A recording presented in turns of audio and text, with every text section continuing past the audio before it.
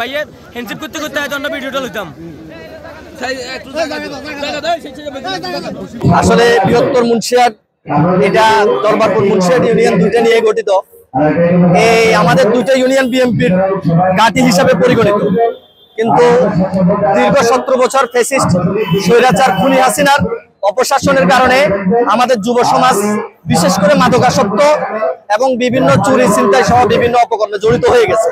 তো যুব সমাজকে এই সমস্ত অপকর্ম বিশেষ করে মাদক থেকে ফেরানোর জন্য খেলাধুলার কোনো বিকল্প নাই।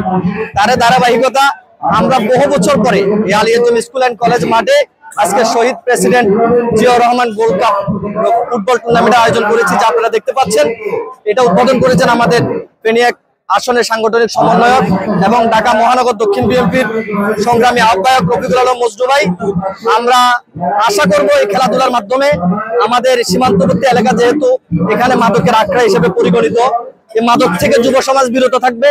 আর সাম্প্রতিককালে আমাদের এলাকাতে অনেক চুরি ছিনতাই বেড়ে গেছে।